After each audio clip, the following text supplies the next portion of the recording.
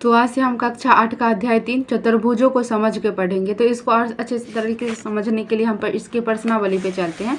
तो देखिए प्रश्नावली 3.1 क्या है। देखिए पहला नंबर क्वेश्चन क्या है, पर कुछ आकृति दी गई है। जैसे कि ये क्या है, ये सब आकृति दी गई है और इसमें से हमें ढूंढ के बताना है कि इसमें कौन साधारण वक्र है, कौन साधारण बंद वक्र है, बहुभुज है, उत्तल बहुभुज है, अवतल बहुभुज है।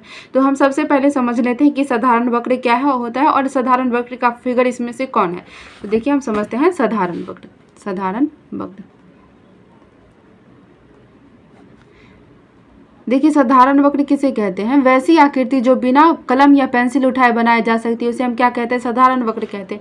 जैसे कि हम ये वृत्त बनाए, ये इस वृत्त को बनाने में हमें क्या पेंसिल उठाने की जरूरत पड़ी, नहीं पड़ी, तो ये कौन सी आकृति होगी, साधारण वक्र आकृति होगी। जैसे कि हम कोई त्रिभुज बनाते हैं, इस त्रिभुज को हमें बनाने में पेंसिल उठाने की जरूरत पड़ी, नहीं पड़ी, तो ये कौन सी आकृति होगी, साधारण वक्र आकृति होगी। तो इसमें से अगर इस फिगर में से हम पहचाने कि कौन कौन से साधारण वक्र है तो आप क्या बताइएगा। जैसे कि पहला नंबर ये फिगर क्या है, साधारण वक्र आकृति है। जैसे कि यहाँ से हम शुरू करेंगे और ऐसे करके ऐसे चलेंगे तो इसमें हमें क्या पेंसिल उठाने की जरूरत पड़ेगी, नहीं पड़ेगी। तो ये कौन सी आकृति होगी, साधारण वक्र आकृति होगी। ये दूसरा में ये यहाँ से चलेंगे ऐसे ऐसे करके चलेंगे तो ये क्या है, साधारण वक्र आकृति होगा। लेकिन ये थर्ड फिगर में जैसे ये पहला वृत्त बनाए और ये दूसरा वृत्त को बनाने में हमें क्या होगा, पेंसिल उठाने की जरूरत पड़ेगी, तो ये क्या है, साधारण वक्र आकृति नहीं होगी। तो फोर्थ में भी क्या है, ये इसको बनाने में हमें पेंसिल उठाने की जरूरत पड़ेगी। फिफ्थ में क्या है, ये साधारण वक्र आकृति है। जैसे कि ऐसे करके हम ऐसे करके ऐसे ऐसे बना देंगे तो इसमें पेंसिल उठाने की जरूरत नहीं पड़ेगी। ये फिफ्थ सिक्स्थ नंबर भी साधारण वक्र आकृति है। जैसे कि हम ऐसे करके बना लेंगे तो ये क्या है, साधारण वक्र आकृति है। ये 7 भी साधारण वक्र आकृति है। तो असाधारण वक्र आकृति का, आप साधारण वक्र आकृति का उदाहरण देखना चाहे तो कौन कौन सा होगा। तो इसमें से जैसे ये फिगर बना लीजिएगा और यहाँ पे लिख दीजिएगा ये कौन सी आकृति है, साधारण वक्र आकृति है। कौन सी आकृति है, साधारण वक्र आकृति है। क्वेश्चन ऑप्शन नंबर 2, ये फिगर नंबर 2 भी क्या है, साधारण वक्र आकृति है। इसमें लिख दीजिएगा साधारण वक्र है। नंबर फिगर भी क्या है, साधारण वक्र आकृति है, साधारण वक्र है। 6 नंबर ऑप्शन भी क्या है, साधारण वक्र आकृति है, साधारण वक्र है।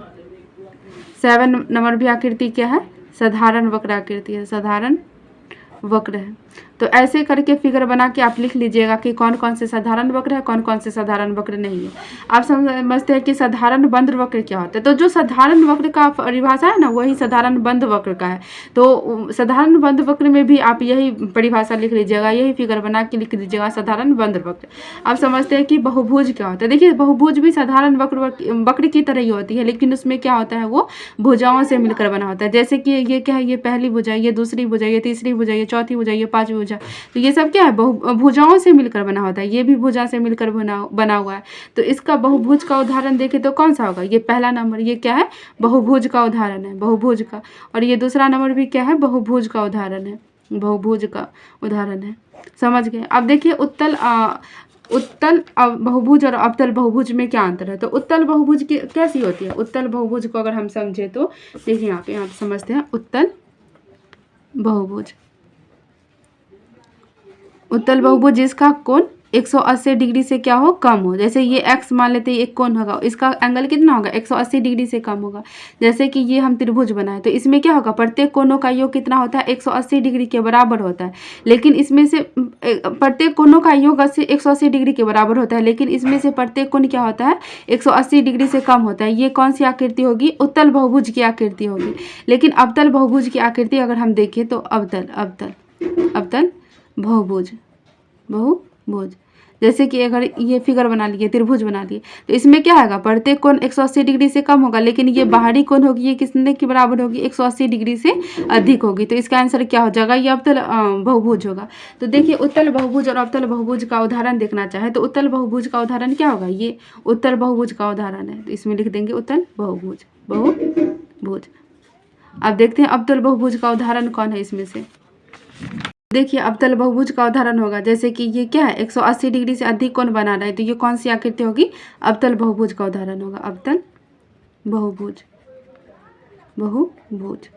और ये भी फिगर कौन सी आकृति है, अवतल बहुभुज की, अवतल बहुभुज की है। अब देख लेते हैं क्वेश्चन नंबर 2 क्या है। देखिए क्वेश्चन नंबर 2 क्या है, समबाहुभुज क्या होती है। तो समबाहुभुज वैसी भुजा होती है जिसके सभी कोण और सभी भुजाएं क्या होती है, आपस में बराबर होती है, उसे क्या कहते हैं, समबाहुभुज कहते हैं। अगर आप इसका पता लिखना चाहते हैं तो लिख सकते हैं, जिस बहुभुज की सभी भुजाएं और कोण आपस में बराबर हो उसे कौन सी बहुभुज कहते हैं, समबाहुभुज कहते हैं। तो इसका परिभाषा लिख लीजिएगा। और देखिए यहाँ पे क्या है, एक समबाहुभुज का नाम बताइए। जैसे ये क्या है, 3 भुजाएं वाले, यहाँ पे क्या है, 3 भुजाएं वाले, 3 भुजाएं। तो 3 भुजाएं वाली कौन सी आकृति होती है, त्रिभुज होती है, त्रिभुज होती है। ये क्या है, त्रिभुज का फिगर है। त्रिभुज में भी कौन सा फिगर होता है जिसके सभी भुजाएं और कोण आपस में बराबर होती है, तो वो कौन सी त्रिभुज होती है, समबाहु त्रिभुज होती है, समबाहु त्रिभुज। समबाहु त्रिभुज में क्या होता है, सभी कोण आपस में बराबर होते हैं, सभी कोणों का मान कितना होता है, 60 डिग्री के बराबर होता है। कितने डिग्री के बराबर होता है, 60 डिग्री के बराबर होता है, 60 डिग्री के बराबर होता है। तो ये हो गया।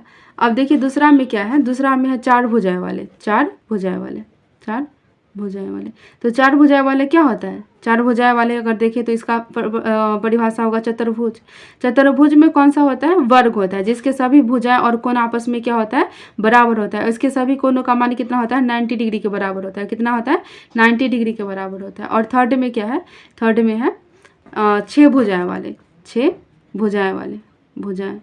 तो 6 भुजाएं वाले क्या होगा, 6 भुजाएं में षष्ठभुज होगा। क्या होगा, षष्ठभुज। इसमें सभी कोणों का मान क्या होता है, बराबर होता है, और भुजाएं भी क्या होती है, बराबर होती है। तो इसका हो जाएगा समषष्ठभुज, इसका उदाहरण हो जाएगा समषष्ठभुज। प्रश्नावली 3.1 अच्छे तरीके से कंप्लीट हो गया। आई होप कि आप लोगों को अच्छे तरीके से समझ में आ गया होगा। तो फिर मिलेंगे अगले वीडियो में, तब तक के लिए धन्यवाद।